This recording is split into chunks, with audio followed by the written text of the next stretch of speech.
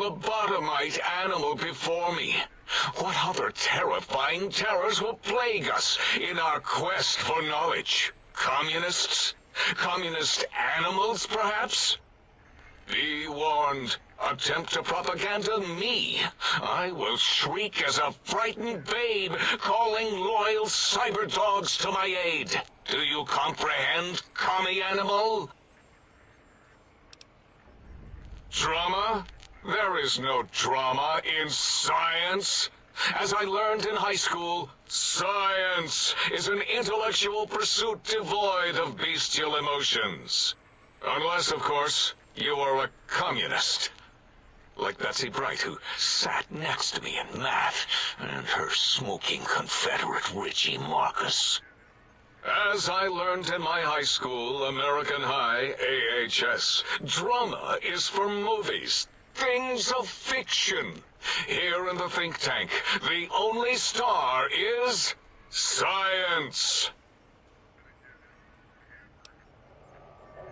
Thanks so much for sparing Gabe. I know he's really quite killable, which is why I had to augment him. But you needed none of that. You're quite elusive, or fleet-footed, more so than our old mailman. He didn't get far before Gabe caught him. Before you is the brain of Dr. Boros, head of animology, beastology, and DNA scrambling technology here at Big Mountain. I lay the bones and hearts of animals bare beneath my searing gaze, especially the dogs. I did so love dogs once.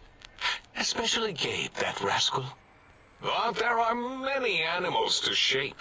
Industrious cazadors, the happy-go-lucky night stalkers. They are my living, breathing DNA test tubes. Indeed, docile, curious, safe, sterile. They are contained here at Big Mountain to preserve DNA and for observation. Because Big Mountain safety measures are far more sophisticated than their primitive animal instincts. We are their lords and masters. No, such creatures are found only here, for research purposes. They would no more be capable of escape than breeding. I cannot expect a lobotomite to understand the careful surgical castrating procedures used in their creation. Perhaps a demonstration of my castrating power would settle your doubts.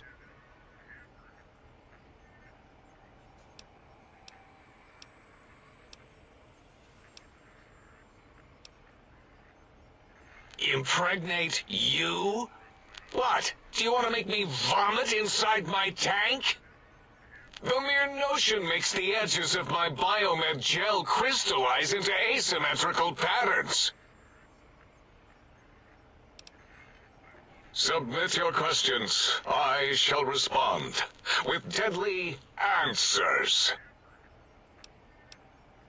The malignant tumor that is Mobius plagues us all. His hunger for power, insatiable. From his lair in the Forbidden Zone, his terrifying Robo-Scorpion army clicks and whirs across the crater of Big Mountain, ever seeking, ever stinging. He must be stopped, or all of Big Mountain shall be destroyed. The radar fence protects us all. If evidence is correct, the one who built it is me. It keeps anything with a disembodied brain inside, like us, and anything without a brain also inside. It is the ultimate defense against communist aggression. There'll be no infectious ideas on my watch.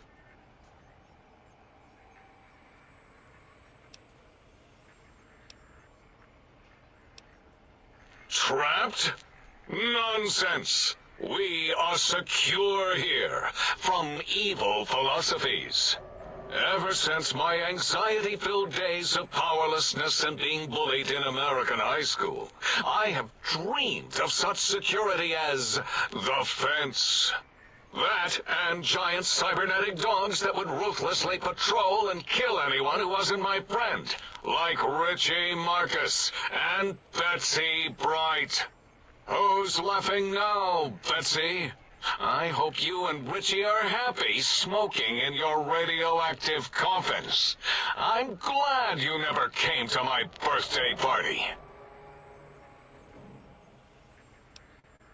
No! Beyond is death, despite mounting evidence to the contrary. No matter where these strange humans wander in from with their ideas and new brains, there is nothing beyond Big Mountain. Enough! Stop filling my precious brain cell units with irrelevant data. You sound like the other visitors, making wild claims of a world beyond, where there is a war beyond war. It is unproven and unthinkable. Bother the other doctors with your crackpot theories. I have no time. None of us do.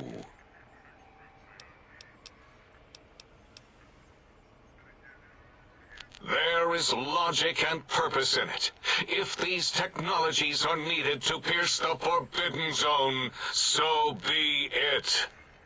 Science is powerful, and in the right hands, our hands, if we had hands, we would be nigh unstoppable.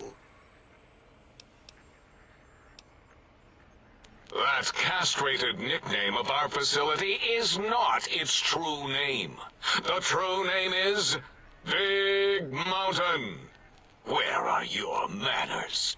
It is our home, threatened by the horrors of Mobius.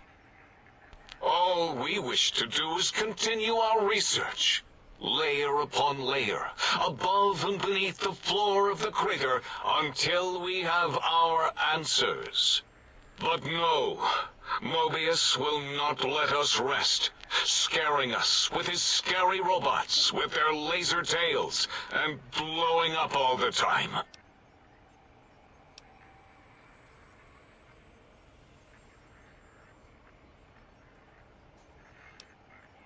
It was not our first choice of testing grounds, but we no longer have the luxuries of our test cities. Then we lost the mountain. After the explosion, we couldn't find it anymore, so the crater became our testing grounds for science. Yes.